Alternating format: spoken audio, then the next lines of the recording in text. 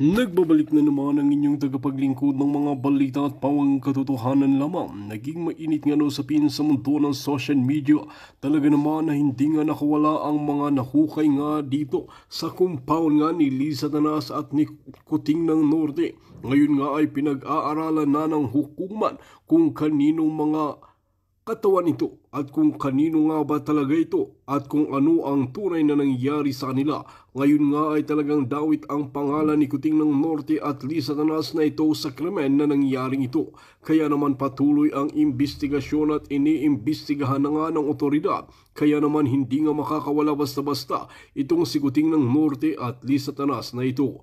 While mga kaibigan, para nga sa karagdagang impormasyon, panoorin nga natin ang buong video. At kung bago ka pa lamang sa aking channel, huwag kalimutan i-click ang subscribe button at notification bell para lagi kang updated sa ating mga bagong video. At para sa solid viewers natin dyan, maraming salamat sa walang sawang pagsuporta. Ay tumahimik. Look, ngayon may mga lumalabas na mga I don't know kung current yung pinadala sa akin ha. Huwag natin pangalanan, wala namang paninindigan yun ever since eh. Pera-pera lang yun. So, medyo natatakot na hindi ako nag-comment dyan ha. Hindi talaga ako nag-comment dyan sa Polvoron video na yan. Kaya mga DDS, mag-ingat kayo na maganon. Kasi yung mga taong yung iba dyan, galit na galit sa akin kasi hindi siya nabibigyan ng mga ebidensya ng puting ahas. So, ngayon natatakot sila. So, ito ngayon yung gustong maging impact, maging implication ng bangag na gobyerno na matakot kayo, na huwag kayong mag-share ng mga pinapalabas ni Maharlika or else kakasuhan kayo. Huwag kayong mag-share ng pinapalabas ng ibang vloggers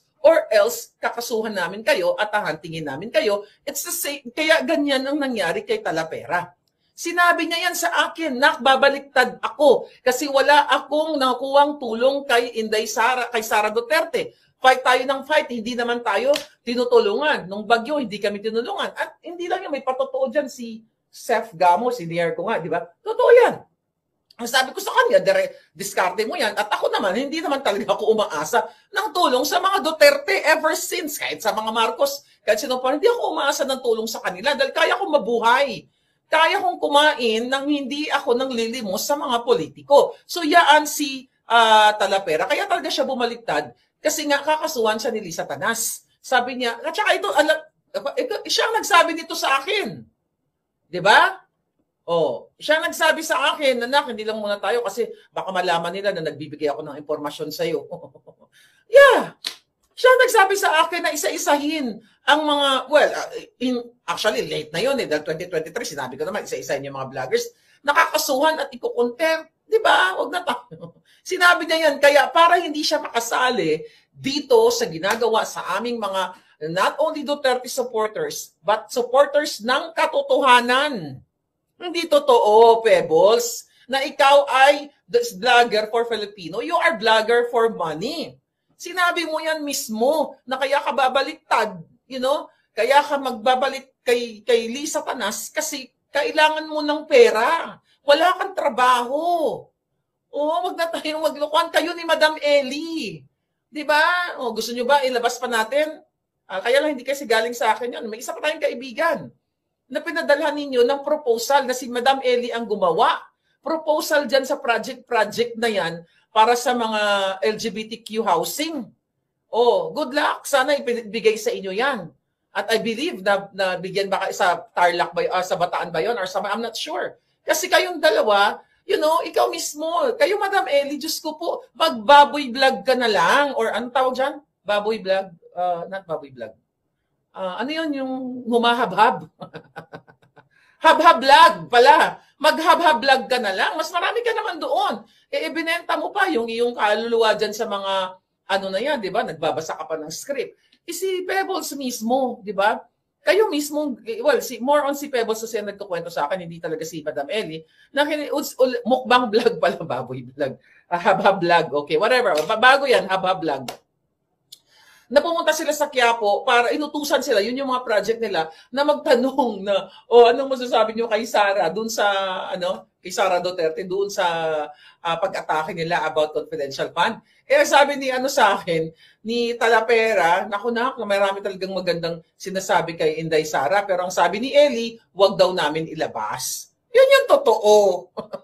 Anyway, sa mga susunod natin, bagin natin sila pangalanan kasi makakuha pa sila ng fame dito. Pero tututok tayo sa mga bangag kasi eto talaga yung natin, yung ako napansin ninyo, talagang ang tinatarget ko si Lisa Tanas at si Bangag dahil sila ang nagpapahirap kasama ang mga kasabot sa NBI na tinatakot-takot ako recently makikipag-ugnayan sa Interpol. Di gawin nyo na i-extract ako kahit saan ako. Alam mo, sabi ko nga, the more na nagkakamali sila, the more na pabor sa atin. Imagine ninyo. Ano ang sabi ni Santiago? Marlica, sumusobra ka na, dapat ka nang kalusin. Mga ganon.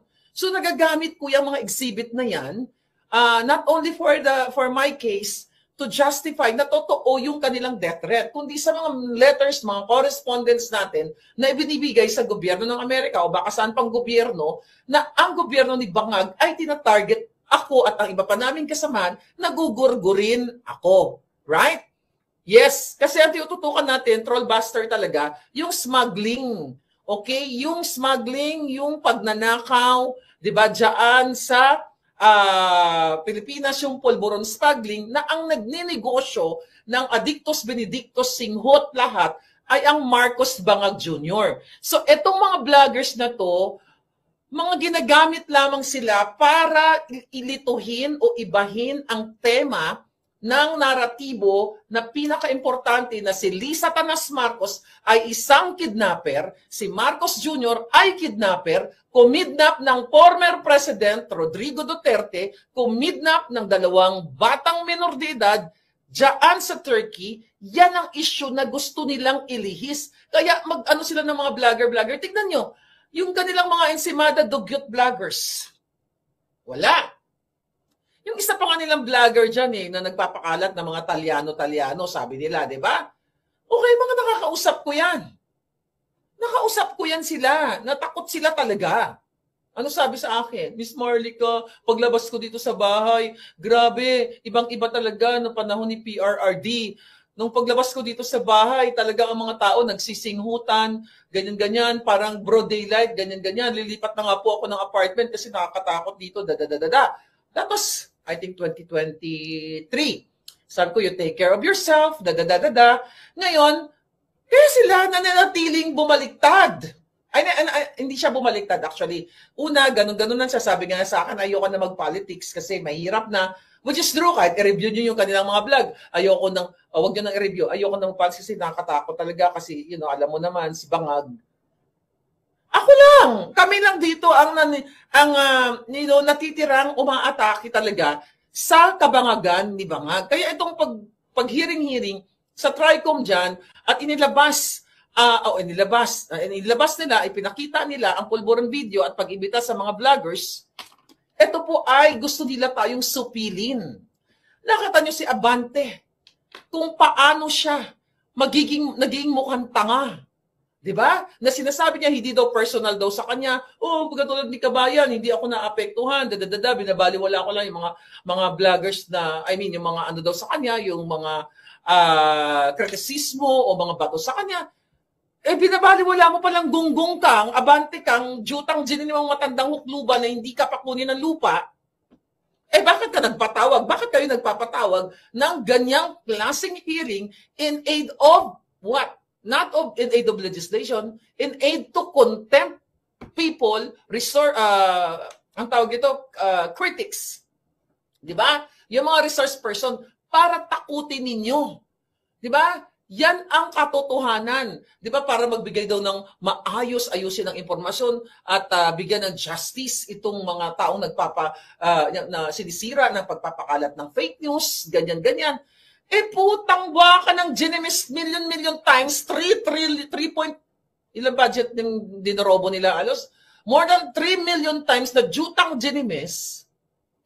Kung naniniwala kayo sa bago nyong ekspertong forensic, okay, na si Talapera, at kung naniniwala kayo na ang video ay inedit o ito ay AI, di ba?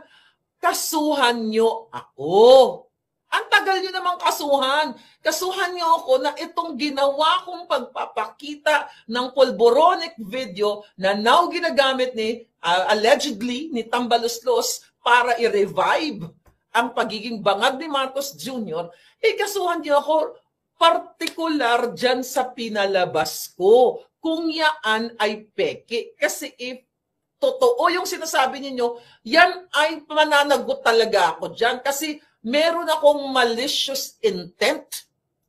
Pero kaya ko pinakita yung video na yan for public interest. Para sa mga sundalong supot, sa mga pulis na nag-addictus, na sabi nga ni Marbil, carry lang, singot, pinakita ko yan para sa inyong pang-publikong kapakanan, pang-Pilipinong kapakanan. Not about malicious intent, para ay trip ko lang, magawa-gawa kita ng video para magsikat-sikat kita. Mga julul, nasa mga kamay nyo na ang ebidensya na sinasabi nyo na ito ay AI, na ito ay edited.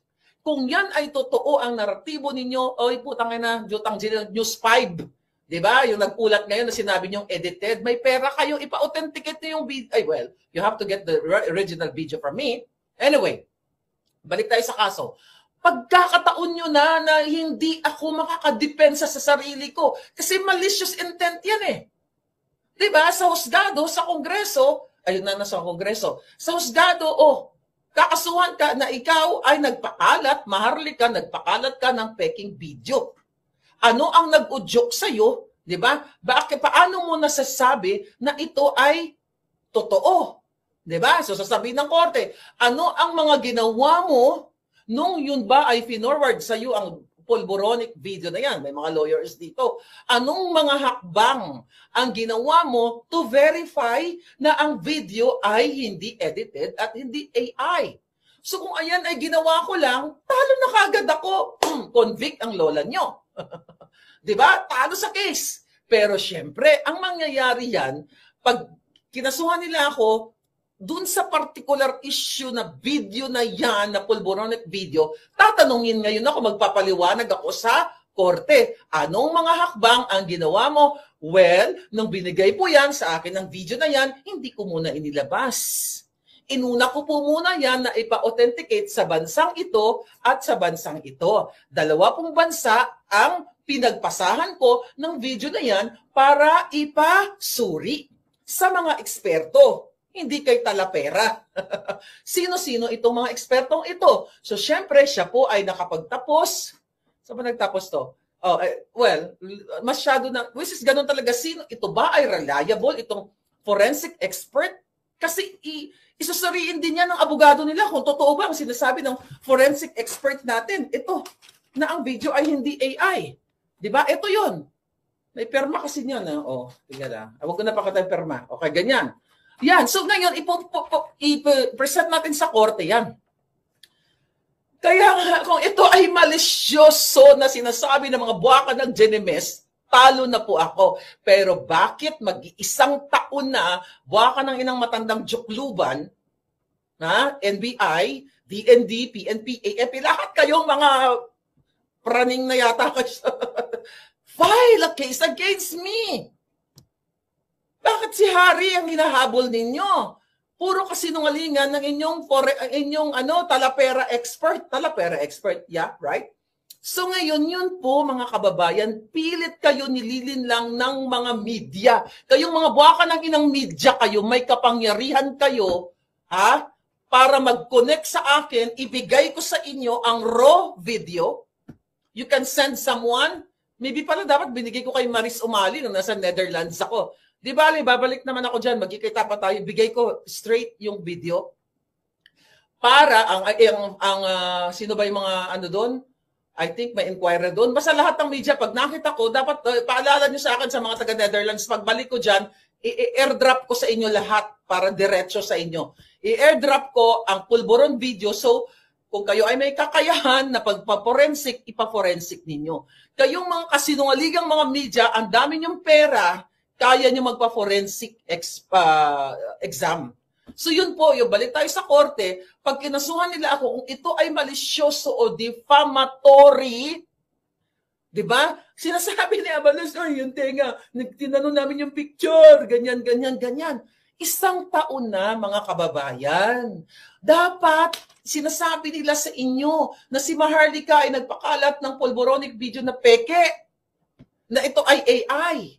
Bakit walang aksyon ang gobyerno ni Marcos Jr. ni Bangag para magkaso kay Maharlika?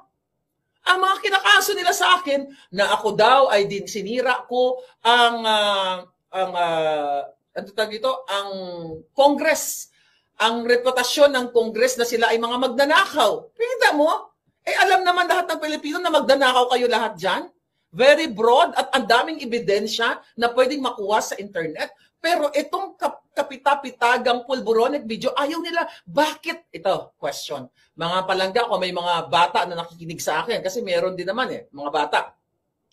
Buksan ninyo, mga bata, ang mga kaisipan ninyo, o mga nanay, na kung si Maharlika ay nagpakalat ng AI deepfake at ito ay malisyoso niyang ipinalabas dito sa Los Angeles, California, sa harap ng spokeshari at ni Attorney Glenn Chong at milyon-milyong Pilipinong nanonood, mga kababayan, pinailan na dapat nila ako ng kaso. Bakit ayaw nila mag-file ng kaso ni Bangag? Bakit ayaw linisin ni Bangag ang kanyang pangalan na sirang-sira naman na even before sa partikular na usapin ng pagsisinghot niya ng pulburon? Takot siya na maipalabas ko sa korte itong forensic result. Takot siya. O magpulburon test ka na lang, Bangag. Kasi dokumentado, tunay na eksperto sa California, yun po ang aking mga steps. Diba? As a lawyer kayo, diba? May mga lawyer na nanonood. Sa korte, tatanungin ka ano ang mga hakbang na ginawa mo noong nakita mo o pinasahan ka ng video na yan. Paano mo sinuri, paano mo minensure na yan ay accurate, authentic, totoo, at hindi AI. Kaya nga hindi ko muna nilabas yan nung wala pang authentication. Yung unang authentication. Kasi yung sa California, second authentication. Yan ang katotohanan, mga kababayan. Hindi muna inilabas ni Maharlika. Natama? July, ang sabi ni Talapera doon sa Hong Kong, July yun, first week ng July, na usap-usapan na raw yung video. Wala siyang nakitang video, wala siyang nakitang picture, at it's not about polboron video at all ang pinag-usapan doon. Ang pinag-usapan yata nila doon is Pogo. Pero dahil nasususian, at kailangan, syempre, i-reciprocate ni Talapera yung mga binibigay sa kanyang pabor ni Lisa Tanas, o maari, actually ako, 100% sure ako, na ang pagbaliktad niya talaga kay Lisa Tanas dahil wala siyang natatanggap na pera kay Sara. Lamang pera yun. Kaya siya bumaliktad kasi, ayun, meron silang matatanggap sa Bangag na administrasyon. Ulitin natin, mga kababayan ko, kung si Maharlika, kayo nga mga syunga na mga mainstream media, na kayo ay naturingan na to check and balance and fourth estate, mga yawa talaga kayo, yung mga yawa lang. Okay, mga yawa lang. Sige nga, ganun ba talaga kayo katanga? Kasyunga bells? Di ba, may mga jutak naman kayo. Kaya lang, syempre, mukhang naging kasabwat na kayo ni Liza Tanas. Imagine nyo, hinighlight nyo to. Ni Satanas o ni Tambaloslos o kung sino man. Wala kayong fact-checking. Yung mga fact-checking ninyo dyan, puro kasinungalingan. Hindi ba kayo nagtatanong, bakit si Maharlika ang tapang-tapang patungkol sa pulburon video, ayaw tumigil? Kung ito ay sinungaling? Hindi ba kayo nagtatanong sa mga utak nyo mapurol? Bakit kaya hindi kinakasuhan ni Marcos Jr. si Maharlika na sinisira kung ito ay kasiraan? Diba? Kung ito ay kasinungalingan, itong video na ito. Bakit kayo, hindi ba kayo tinatanong nyo inyong mga sarili? Kasi ayaw niyang ma-checkmate. At pwede ba? Lahat kayo dyan, sa paligid ni Bangag, alam nyo na adik si Marcos Jr.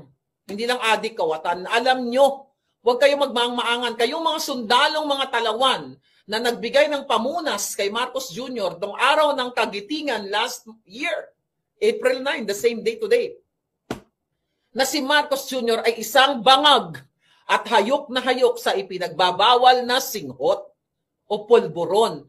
Kaya walang impact yang mga pagbabayad nyo sa mga vlog. I-compare nyo naman yung mga vloggers yung binabayaran sa amin. May mga paninindigan. My God, ikumpara nyo naman yung mga dugyot at sa mga maalindogan. Ang layo, di ba?